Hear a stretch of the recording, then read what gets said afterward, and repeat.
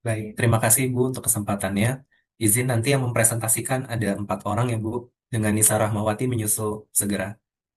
Baik, Assalamualaikum warahmatullahi wabarakatuh. Shalom, salam Waalaikumsalam. sejahtera untuk kita semua. Om Swastiastu, Namo Buddhaya, salam kebajikan. Perkenalkan, kami dari kelompok 1 ingin bagikan materi kami terkait strategic management, yaitu konsep dasar dari manajemen strategik. Ini adalah overview untuk materi-materinya, jadi ada 8 bagian di total ya. Mungkin yang pertama untuk pengertian konsep dan istilah manajemen strategik akan dijelaskan oleh Putri. Baik, baik Bu, di bagian satu ada pengertian, konsep, dan istilah-istilah dalam manajemen strategik. Lanjut. Pengertian dasar dari manajemen strategik yaitu adalah proses berkelanjutan yang meliputi perencanaan, pemantauan, analisis, dan penilaian sumber daya, serta proses yang ada dalam suatu organisasi agar dapat mencapai tujuan jangka panjang dan menghadapi perubahan lingkungan secara efektif. Konsep dari manajemen strategi yaitu ada formulasi strategi, implementasi strategi, dan evaluasi strategi. Untuk formulasi strategi meliputi visi dan misi, analisis lingkungan internal dan eksternal. Untuk implementasi strateginya yaitu untuk implementasi strateginya yaitu berupa tindakan, yaitu untuk mengalokasi sumber daya, pengaturan struktur organisasi, pengembangan kebijakan, serta memastikan seluruh bagian organisasi memahami peran dan tanggung jawab. Untuk evaluasi strateginya yaitu untuk menilai dan mengendalikan pelaksanaan strategi, yaitu memonitor kinerja, mengukur hasil, mengidentifikasi penyimpangan, dan membuat penyesuaian bila diperlukan. Next. Konsep dari manajemen strategi yaitu manajemen strategi dapat dianggap sebagai seni yang mana yang menggabungkan analisis logis dan dengan intuisi. Next, konsep kunci dalam manajemen strategi yaitu konsep-konsep dari manajemen strategi ada visi dan misi, analisis lingkungan internal dan eksternal, formulasi strategi, implementasi strategi, evaluasi dan pengendalian strategi, keunggulan kompetitif, dan sumber daya dan kapabilitas. Istilah penting dari manajemen strategi yaitu strateginya ada pula tujuan strategi atau objektif, yaitu ada juga analisis SWOT, keunggulan kompetitif berkelanjutan, yaitu lalu ada kapabilitas inti, strategi corporate, kesesuaian strategi lingkungan, dan peta strategi. Next. Untuk bagian 2 akan dibawakan oleh salah satu kelompok saya, yaitu ada Nisa Rahmawati. Udah masuk atau belum?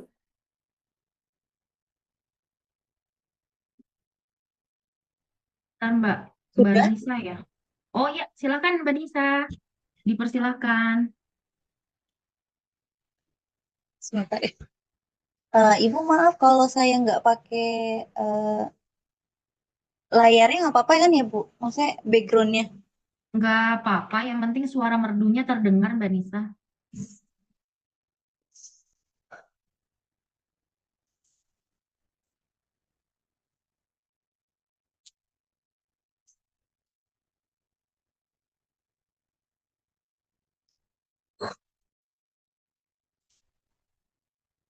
Untuk bagian kedua, saya akan menjelaskan tentang manfaat utamanya. Maaf. Untuk bagian kedua, saya akan menjelaskan tentang manfaat manajemen strategik bagi perusahaan dan organisasi. Yang pertama ada manfaat utama. Tujuan sentral manajemen strategi untuk mencapai keunggulan kompetitif berkelanjutan. Strategi organisasi strategis mampu bersifat proaktif, yaitu membentuk masa depan sendiri, mengantisipasi tren dan perubahan pasar, dan bukan sekedar bereaksi terhadap krisis. Ada pula menyediakan kerangka keputusan menjadi panduan konsisten untuk mengevaluasi setiap keputusan manajerial dan fungsional, seperti sumber daya manusia, pemasaran, dan keuangan. Ada pula untuk memastikan semua bagian bergerak menuju visi yang sama. Next. Selanjutnya ada manfaat finansial. Manfaat finansial untuk kinerja yang lebih superior. Bukti berdasarkan penelitian adalah organisasi yang konsisten menerapkan manajemen strategik menunjukkan korelasi positif dengan kinerja finansial yang unggul. Indikator utamanya ada 3, yaitu yang pertama peningkatan penjualan dan pendapatan untuk pertumbuhan pendapatan yang lebih stabil dan terencana. Yang kedua peningkatan profitabilitas, yaitu untuk mencapai margin laba yang lebih tinggi dibandingkan pesaing di industri yang sama. Yang ketiga ada peningkatan produktivitas, yaitu efisiensi yang lebih baik dalam operasi sehari-hari dan penggunaan sumber daya. Next. Manfaat non-finansialnya untuk efek positif pada struktur organisasi, yang pertama ada kesadaran dan antisipasi. Untuk meningkatkan kesadaran terhadap ancaman eksternal, peluang, dan perubahan lingkungan pasar.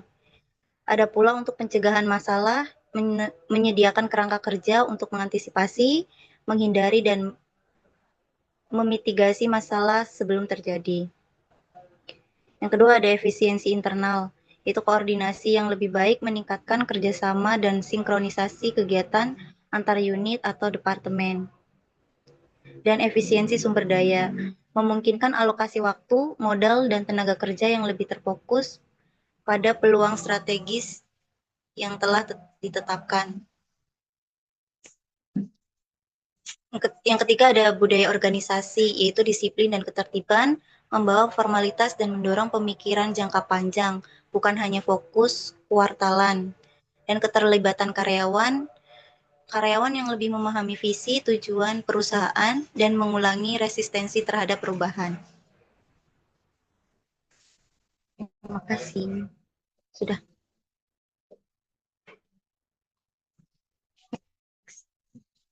Baik, makasih Mbak Nisa. Izin melanjutkan Bu Siva, teman-teman selamat malam. Tadi sudah disampaikan oleh Mbak Nisa manfaat dari manajemen strategik ya. Nah, kemudian apakah dampaknya bagi perusahaan jika tanpa menerapkan manajemen strategik ini? Next, Kak.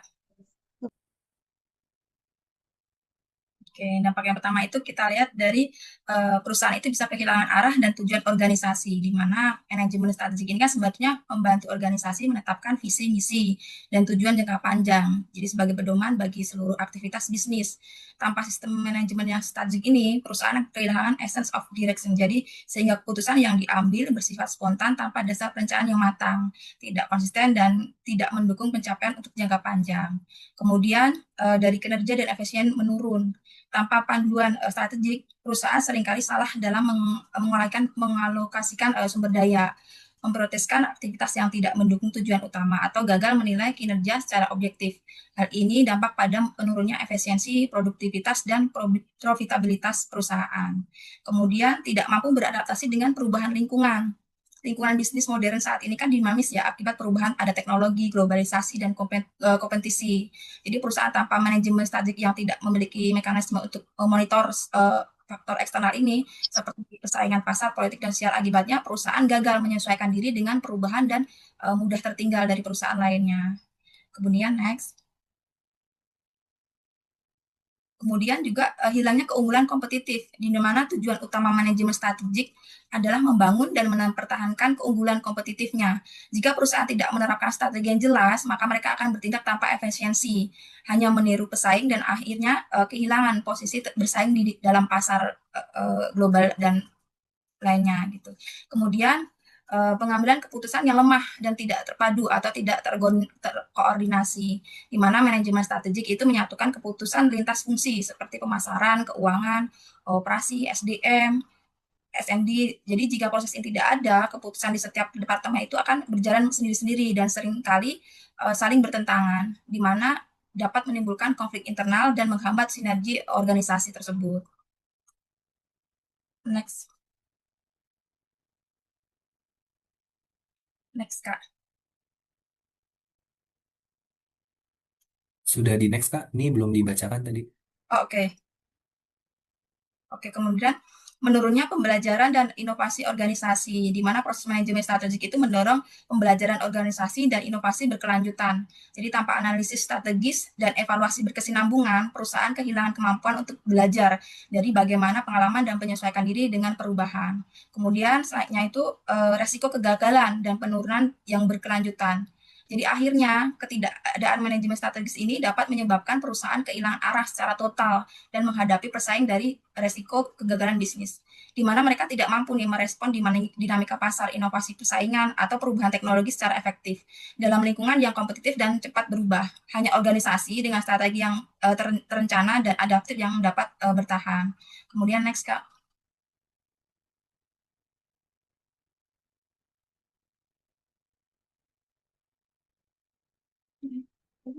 Baik, Udah mau. sudah. Selanjutnya, terima kasih Kak Minarti. Selanjutnya akan dilanjutkan oleh Miftahul Huda.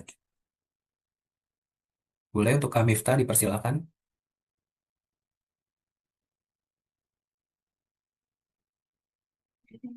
Ya, Mas Miftahul Huda sudah hadir. Boleh saya izin untuk on mic dan memaparkan presentasi hasil diskusi kelompoknya ya.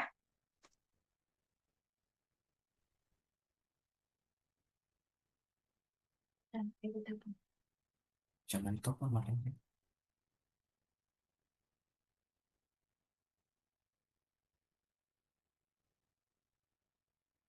Ya, kalau sorry ya lagi di jalan, nggak apa saya mempresentasikan ya.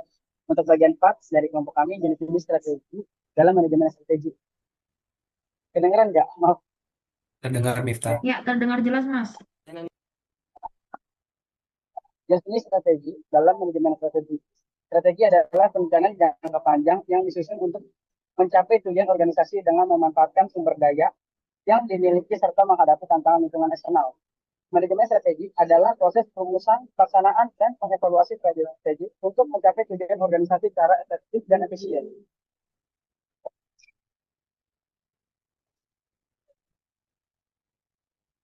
Jadi strategi berdasarkan tingkatan level atau level strategi. Yang pertama, sorry ini terbagi menjadi 3 ya. Yang pertama, strategi korporat. Merupakan strategi pada level tertinggi organisasi. Biasanya ditetapkan oleh manajemen pusat, fokusnya adalah arah keseluruhan perusahaan. Yang kedua adalah strategi unit bisnis. Digunakan oleh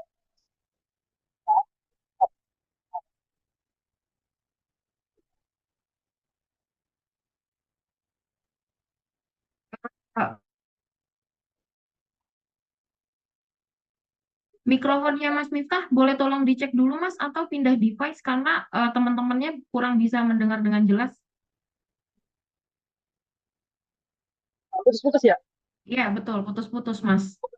Mungkin mikrofonnya bisa lebih didekatkan gitu ya supaya suaranya enggak hilang-hilangan ya. Iya, boleh dites lagi mic-nya Mas. Mungkin udah better yuk. Oke ya. Coba udah belum Kak? Iya, boleh dicoba dulu nanti kalau misalkan masih keresek-keresek saya infokan ya. Boleh dilanjutkan Oh dulu. iya, boleh, boleh, boleh. Nah, saya ulangi ya, dari jenis strategi berdasarkan tingkatan atau level strategi. Terbagi menjadi 3. Yang pertama, strategi korporat. Merupakan strategi pada level tertinggi organisasi. Biasanya ditetapkan oleh manajemen puncak. Fokusnya adalah arah keseluruhan perusahaan. Jelas ya, Bu? Jelas ya? Ya, jelas Mas. Clear. Thank you. Lanjut yang kedua, strategi unit bisnis.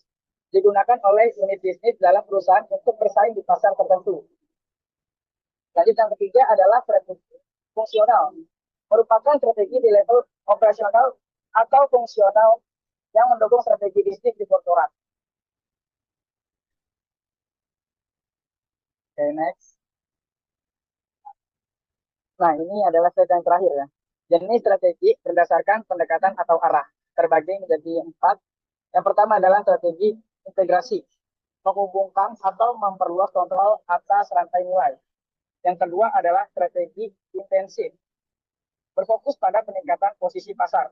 Yang ketiga, strategi diversifikasi. Ya, menambah lini bisnis baru. Yang terakhir adalah strategi bertahan. Digunakan saat perusahaan menghadapi tekanan atau krisis. Ya, itu aja. Atau ada lagi, Kak? Kak Willy? Sudah selesai. Terima kasih, Kak Miftah. Terima kasih. Baik, izin Bu untuk selanjutnya bagian Kak Oktri akan diwakilkan penjelasannya oleh Kak Putri. Ya, silakan Kak Putri. Bagian 5 yaitu komponen-komponen analisis manajemen strategik. Next. Pengantar manajemen strategik merupakan proses sistematik yang melibatkan formulasi, implementasi, dan evaluasi keputusan lintas fungsi yang memungkinkan organisasi mencapai tujuan jangka panjang. Analisis manajemen strategik menjadi fondasi penting bagi keberhasilan organisasi dalam lingkungan bisnis yang dinamis dan kompetitif. Komponen analisis ini saling berkaitan dan membentuk ekosistem strategik yang komprehensif. Pemahaman mendalam terhadap setiap komponen memungkinkan manajer untuk membuat keputusan yang lebih informed dan strategis. Kerangka kerja analisis strategis yaitu ada analisis lingkungan, formulasi strategik, implementasi strategik, dan evaluasi dan kontrol. Analisis lingkungan mengidentifikasi faktor eksternal dan internal yang mempengaruhi organisasi. Formulasi strategik mengembangkan rencana aksi berdasarkan hasil analisis komprehensif. Lalu implementasi menjalankan rencana dengan alokasi sumber daya yang tepat. Evaluasi dan kontrol mengukur kinerja dan melakukan penyesuaian berkelanjutan. Analisis lingkungan. Komponen yang pertama, visi dan misi organisasi. Visi organisasi yaitu gambaran aspiratif tentang apa yang ingin dicapai organisasi di masa depan. Visi yang efektif memberikan arah jangka panjang, menginspirasi stakeholder, dan menjadi kompas dalam pengambilan keputusan strategik. Visi harus ambisius namun realistis, spesifik namun fleksibel, dan mampu menggerakkan seluruh anggota organisasi menuju tujuan bersama. Misi organisasi mendefinisikan tujuan fundamental organisasi dan alasan keberadaannya. Misi menjelaskan apa yang dilakukan organisasi, untuk siapa, dan bagaimana cara melakukannya dengan cara yang membedakan dari kompetitor. Misi yang kuat menjadi panduan operasional sehari-hari dan membantu dalam alokasi sumber daya serta prioritas strategis.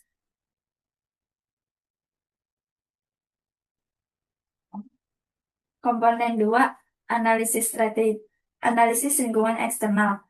Mengidentifikasi peluang dan ancaman yang berasal dari luar organisasi. Komponen ini mencakup pemahaman mendalam terhadap berbagai faktor yang tidak dapat dikontrol langsung oleh perusahaan, namun memiliki dampak signifikan terhadap kinerja. Analisis makro, yaitu politik, ekonomi, sosial, teknologi, lingkungan, dan hukum. Yang kedua ada analisis industri, struktur industri, tingkat persaingan, dan daya tarik industri. Yang ketiga, analisis kompetitor, kekuatan dan strategi pesaing langsung maupun tidak langsung. Next. Komponen yang ketiga yaitu analisis lingkungan internal, mengidentifikasikan kekuatan dan kelemahan organisasi. Komponen yang mengevaluasi sumber daya, kapabilitas, dan kompetensi inti. Organisasi mencapai keunggulan kompetitif yaitu ada 3. Yang pertama ada sumber daya fisik, yang kedua ada sumber daya manusia, yang ketiga ada sumber daya organisasional. Next. Analisis SWOT, integrasi eksternal dan internal. Analisis SWOT merupakan alat fundamental yang mengintegrasikan hasil analisis lingkungan, eksternal, dan internal. Faktor internal yaitu ada strengths, keunggulan kompetitif dan kapabilitas superior. Kelemahannya yaitu keterbatasan dan area yang perlu diperbaiki. Faktor eksternal ada kondisi yang menguntungkan di lingkungan eksternal.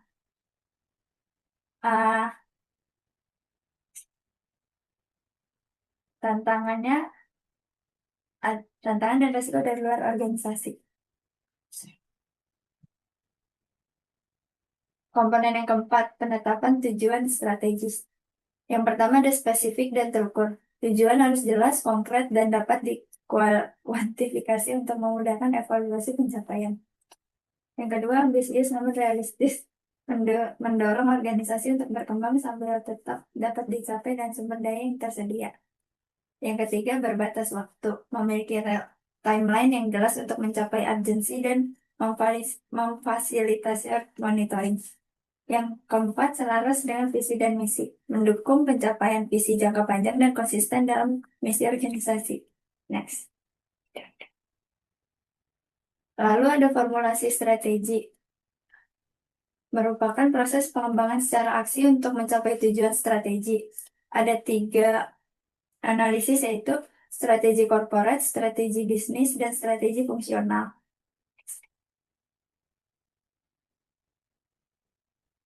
Implementasi strategi adalah tahap kritis di mana rencana strategi ditransformasikan menjadi tindakan nyata. Banyak strategi gagal karena implementasi yang buruk. Keberhasilan implementasi memerlukan koordinasi yang efektif, alokasi sumber daya yang tepat, dan komitmen dari seluruh level organisasi. Yang pertama ada alokasi sumber daya, yang kedua desain struktur, yang ketiga sistem dan prosedur, yang keempat manajemen perubahan. Peran kepemimpinan dalam implementasi.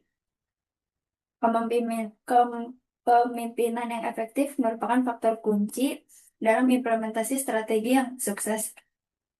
Pemimpin strategis harus mampu mengkomunikasikan visi dengan jelas, memotivasi tim, dan menciptakan kultur yang mendukung pencapaian tujuan strategi. Pemimpin juga berperan dalam mengatasi hambatan, mengalokasi sumber daya, dan membuat keputusan strategik yang responsif maupun proaktif. Ada tiga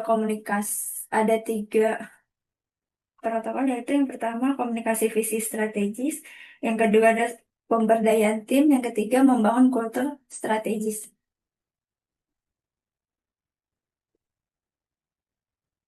Ada yang terakhir, evaluasi dan kontrol. Evaluasi strategis merupakan proses berkelanjutan untuk mengukur kinerja dan memastikan bahwa strategi yang mengimplementasikan hasil yang diinginkan. Komponen ini melibatkan penetapan metrik kinerja, monitoring progres, dan melakukan koreksi ketika diperlukan. Ada 4 proses, yaitu penetapan standar, yang kedua pengukuran kinerja, yang ketiga tindakan korektif, dan yang keempat perbandingan hasil.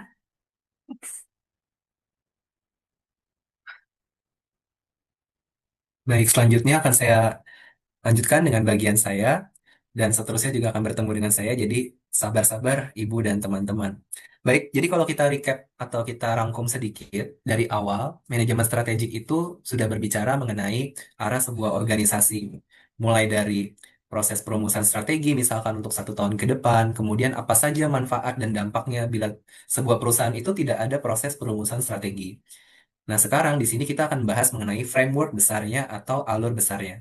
Seperti itu. Pertama di sini ada alur besar, mungkin kita bisa lihat gambar yang sebelah kiri terlebih dahulu ya. Akan saya bantu jelaskan dalam bahasa Indonesia. Jadi, pertama, setiap perusahaan atau organisasi akan menjadi lebih baik kalau mempunyai visi dan misi yang jelas. Dari visi dan misi itu dapat dirangkum atau diformulasikan berbagai macam strategi. Dalam formulasinya itu pasti akan digunakan pendekatan-pendekatan yang logis atau rasional, mulai dari pengumpulan data dan seterusnya. Lalu di tahap implementasi akan dilakukan alokasi sumber daya, kemudian akan dilakukan juga pembagian tugas seperti itu, yang mana nantinya akan dilanjutkan untuk kepentingan konsumen dan kemudian bermuara pada balance scorecard, yaitu pada aspek finansial. Dan terakhir akan ada proses evaluasi dan monitoring, biasanya seperti di tiap perusahaan itu entah di akhir tahun ataupun di awal tahun, sehingga akan digunakan sebagai bahan untuk memformulasikan strategi organisasi 1 tahun ke depan. Dan di sini kalau alur dari sebuah buku, David pada tahun 2017, itu alurnya itu ada beberapa alur. Tapi kalau kita rangkum, mungkin kita bisa lihat yang di bawah strategi formulasi, kemudian ada strategi implementasi strategi, itu akan menggunakan berbagai tools atau analisis yang mungkin teman-teman kelompok selanjutnya yang akan membahas seperti itu. Mulai dari analisis internal menggunakan SWOT seperti itu. Kemudian analisis eksternal ada menggunakan Porter, Pesto, dan nanti akan ada matching strategi, entah itu menggunakan grand strategi, space matrix, balance scorecard, blue ocean strategi, dan sebagainya. Ini izin saya lewati terlebih dahulu. Dan kalau di sini ada status studi kasus, tapi nanti mungkin akan dilewati terlebih dahulu ya, Ibu, mengingat keterbatasan waktu. Intinya teman-teman, kalau di sini dilihat salah satu contoh penerapan studi kasus itu adalah diversifikasi nih. Diversifikasi itu keluar karena hasil dari analisis manajemen strategik. Tujuannya apa? Untuk mencapai keberlanjutan bisnis. Kemudian alurnya itu ada analisis eksternal dan internal factors, faktor internal dan eksternal. Kemudian tadi frameworknya nih ada berbagai macam framework yang bisa dipilih untuk melakukan analisisnya. Mulai dari Pestle, Porter, TOES atau SWOT, ada SPACE juga, ada QSPM, dan banyak lagi. Atau mungkin masih ada framework lain di luar sana yang belum dibahas. Jadi, apa selanjutnya hubungan manajemen strategik dengan akuntansi, dengan keuangan dalam sebuah organisasi? Yang pertama, manajemen strategik itu akan berperan sebagai kerangka pengambilan keputusan jangka panjang. Sedangkan kalau akuntansi dan keuangan itu lebih sebagai data dan analisis yang menjadi dasar strateginya. Ataupun bisa juga keuangan itu akan menjadi output atau KPI dari strategi-strategi yang dijalankan. Sementara untuk accounting dan finance itu sendiri, memang mereka itu adalah dasar untuk mengembangkan implementasi strategi dan juga digunakan sebagai tools untuk mengevaluasi kelayakan dari sebuah bisnis.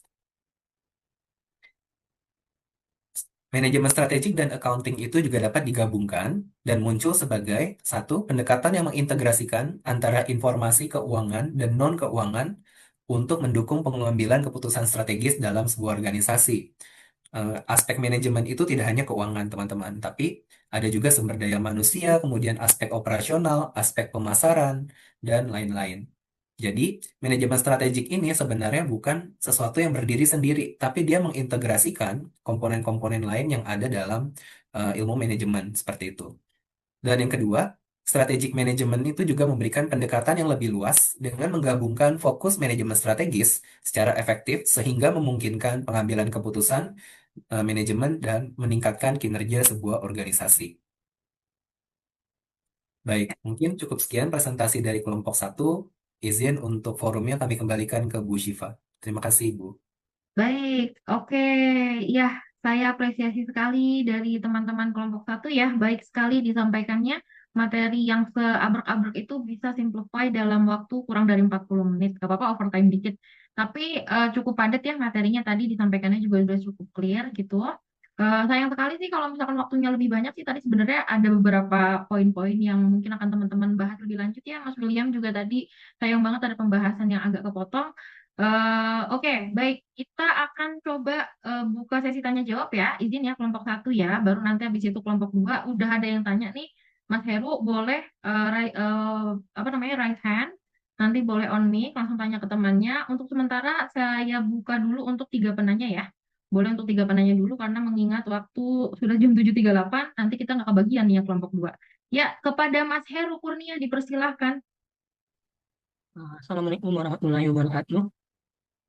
Terima kasih nomor 1 atas materinya yang sangat memudahkan buat memahami materinya. Saya ingin sini mau bertanya, pada bagian 1 ada dibilang intuisi. Intuisi itu intuisi yang kayak apa sih sebenarnya gitu? Kalau yang lainnya sih, oke bisa. Kalau yang intuisi saya bingung tuh. Kalau di manajemen strategi itu kayak apa gitu? Kalau intuisi kan belum ada bahasa ilmiah menjelaskannya gitu. Lagi mau ini mau Iya, boleh. tadi kan di bagian 4 diangkat kan contohnya PT asli EBK ya. Saya Ya. senang sih diangkat contohnya itu kan alat sutra kan diversifikasi usahanya kan ada namanya Garuda Wisnu Kencana. Nah di sini Ya. kalau bisa sih dari kelompok 1 jelasin tuh impact diferensiasinya itu kayak apa gitu loh. Contohnya GWK itu impactnya baik apa enggak gitu aja sih. Masukan dari Baik. saya. Baik, Mas Heru, baik sekali pertanyaannya ya. Jadi saya rangkum tadi, udah dicatat pertanyaannya Mas William, aman ya? Sambil dicatat, Ibu. Iya, baik. Berarti mau langsung dijawab atau tunggu pertanyaan kedua dulu? Boleh dikumpulin dulu, Ibu. Oh iya, saya setuju juga. Kita kumpulin dulu ya. Mas Heru, terima kasih. Boleh diturunin resennya. Kedua ada Mas Irfan Cahyonugroho. Iya, monggo. Boleh disampaikan pertanyaannya. Assalamualaikum warahmatullahi wabarakatuh. Apakah suara saya terdengar atau mungkin suara saya kedengaran bising mungkin karena emang suasananya agak rame di sini, Ibu. Bisa Iya, didengar, Mas? terdengar Mas Iya. Irfan. Ya, tadi ini ya saya mulai ya. Saya izin menyampaikan bahwa saya tertarik sama materi yang disampaikan oleh Kak William, yaitu terkait tentang siklus bagaimana pengelolaan manajemen strategik itu ada alurnya. Jadi mungkin boleh ditayangin untuk itu kalau yang tadi Kak William sampaikan itu menukil dari satu buku, di mana di buku tersebut ada summary-nya, ada ikhtisarnya tentang tentang bagaimana pengelolaan manajemen strategi mulai dari perencanaan sampai dengan pelaksanaan dan evaluasinya tadi itu kan menjadi garis besar bagaimana eh, evaluasi itu bisa berjalan, bagaimana manajemen di dalam satu perusahaan itu bisa berjalan. Saya mungkin ingin bertanya, kira-kira kan itu sudah ada urutannya bagaimana mulai dari perencanaan sampai ke evaluasi seperti itu. Adakah momen di mana perusahaan atau organisasi itu dipaksa untuk di tengah-tengah misalkan di bagian pelaksanaan, oh ini ada sesuatu yang tidak bisa berjalan, ada sesuatu yang stuck, terus kemudian mereka dipaksa untuk kembali ke penyusunan strategi itu lagi. Jadi nggak satu arah, tapi tiba-tiba harus mundur lagi ke langkah sebelumnya atau bahkan kembali ke langkah yang awal gitu. Misalkan, oh ternyata kita misalkan perusahaan ini dari visi yang lama itu ada di ambang ambang kehancuran karena tidak sesuai dengan situasi situasi ekonomi, kemudian mereka dipaksa untuk kembali merencanakan visi ulang seperti itu. Saja, terima kasih. Terima kasih, Mas.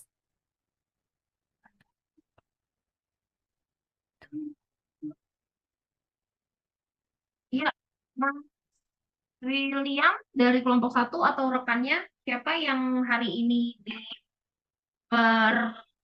dipertugaskan? Yang ditugaskan untuk menjawab pertanyaan boleh.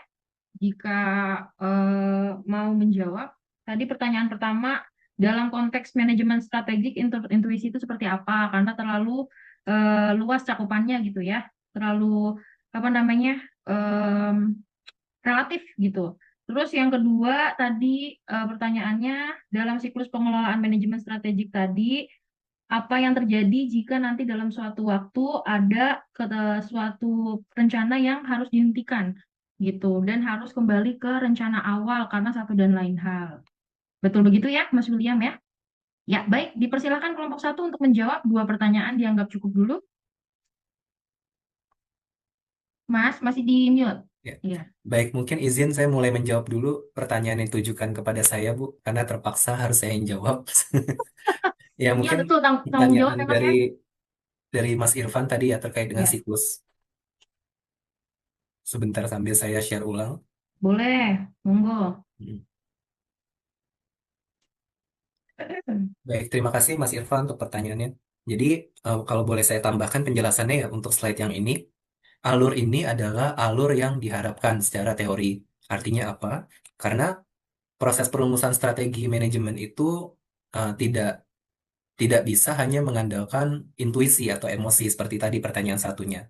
Dan dalam perumusan manajemen strategik itu nanti di tahap strategi implementation, maaf di tahap yang ini nih, strategi generation and selection itu sebenarnya akan muncul beberapa alternatif strategi. Beberapa alternatif strategi ini tidak harus sebuah perusahaan itu jalankan semua seperti itu. Tetapi akan divalidasi lewat beberapa tahapan lagi, gambaran besarnya seperti itu. Sehingga nanti yang dieksekusi dan diimplementasikan itu adalah hanya strategi kunci atau grand strategi seperti itu. Lalu pertanyaan tadi terkait dengan visi dan misi juga ya. Apakah nanti bagaimana kalau misalkan visi dan misinya itu sudah tidak relevan seperti itu? Kalau misalkan visi dan misinya sudah tidak relevan, masalahnya jarang atau sangat jarang sekali perusahaan itu melakukan perubahan visi dan misi nih. Karena kan berarti otomatis mengubah ADART perusahaan tersebut, kemudian kemudian secara otomatis juga mungkin perlu tanda kutip dibubarkan gitu perusahaannya kalau misalkan ADART itu disusun ulang. Jadi memang kekurangannya dalam implementasi nyatanya adalah tidak bisa sesempurna yang secara teori. Mungkin misalkan dengan kondisi ekonomi yang ada, meskipun visi dan misinya mungkin kurang relevan, Tetapi nanti yang diubah adalah strateginya seperti itu. Apakah dari misi itu mungkin bisa kita kaitkan dengan strategi yang relevan dengan kondisi sekarang ini? Dan apakah nanti prosesnya harus urut dalam pembuatan manajemen strategik ini? Bisa jadi iya, bisa jadi tidak, Mas. Kalau misalkan untuk proses perumusan strategi nih, misalkan em, dari pemegang saham itu sudah mengarahkan ya misalkan, atau pemegang saham atau pemilik bisnis sudah mengarahkan untuk eh, melakukan A, ya otomatis sebenarnya untuk strategi-strategi besarnya itu tidak perlu kita lakukan lagi. Tetapi mungkin kita bisa langsung skip ke tahapan misalkan untuk merumuskan aksi-aksi nyatanya, kemudian merumuskan program kerjanya sampai nanti dengan KPI-nya. Seperti itu. Jadi eh, dalam proses penyusunan ini, satu, tidak semuanya harus dilakukan, bisa disesuaikan dengan kondisi perusahaan. Kedua, memang kalau bisa dilakukan sesuai logis, semakin banyak alur yang dilakukan itu sesuai, maka hasilnya akan semakin baik. Semoga menjawab Mas Irfan. Mungkin dari teman-teman kelompok satu ada yang mau ditambahkan? Izin Ya. Mas William, Bu Sipa mungkin sedikit menambahkan ya, tadi penjelasan Mas William sih sudah cukup. Tadi kan pertanyaan pertama itu intuisi ya. Mungkin tadi lihat dari konsep manajemen strategik kan kita memaparkan manajemen strategik itu dapat dianggap sebagai sebuah seni yang mana penggabungan antara logis dan intuisi gitu. Kalau kita pahami intuisi itu kan kemampuan seseorang untuk memahami, menilai, mengambil keputusan secara cepat tanpa analisis yang mendalam gitu. Tapi kenapa ini bisa menjadi seni perpaduan ini gitu kan? Nah, eh, pernyataan tadi bahwa manajemen strategik itu dapat dianggap sebagai sebuah seni yang menggabungkan analis logis dan intuisi, itu berarti bahwa dalam proses perumusan dan melaksanakan strategi itu, misalkan seorang manajer itu tidak hanya mengandalkan perhitungan atau data semata, tapi juga perlu menggunakan kepekaan, pengalaman, dan insting ya dalam mengambil keputusan gitu. Misalnya nih, misalkan contohnya misalkan seorang manajer atau CEO ini memutuskan ke pasar baru karena merasa peluangnya itu lebih besar dibanding yang lain gitu kan. Walaupun datanya itu belum terkumpul sepenuhnya, tapi peluang itu tuh diambil gitu. Atau mungkin tadi pertanyaan yang kedua ya mencakup bagaimana kalau ada sesuatu yang tidak sesuai nih dengan ini, tiba-tiba di tengah-tengah ada masalah yang harus nah itulah disitulah intuisi bekerja. Jadi perpaduan antara logis dan intuisi tadi dipakai dalam manajemen strategik ini. Saya begitu untuk dari saya penambahannya, Bu. Terima kasih. Ya, boleh kita ini ya, kita cukupkan dulu untuk pertanyaan sesi tanya jawab.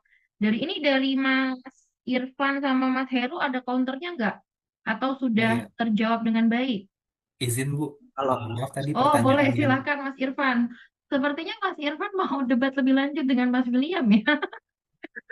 kalau Ya saya boleh. kira sudah cukup, Bu. Oh, sudah Terima kasih. cukup. Oke. Tak kira masih mau ada encounter apa counter apa ke Mas William gitu, nggak apa, udah cukup berarti ya. Baik, Mas izin Bu. Irfan.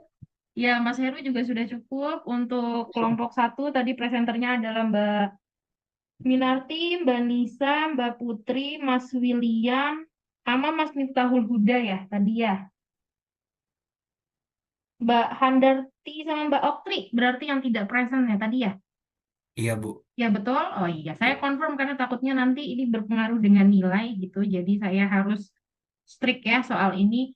Ya, baik sekali ya presentasi dari kelompok satu. Mungkin sebenarnya akan lebih seru kalau misalkan kita langsung ke studi kasus gitu ya. Saya juga sebenarnya ada yang mau ditanya nih Mas William soal studi kasusnya, tapi berhubung kita masih ada satu kelompok lagi, mungkin nanti pertanyaan saya akan menjadi pertanyaan diskusi di LMS ya teman-teman ya.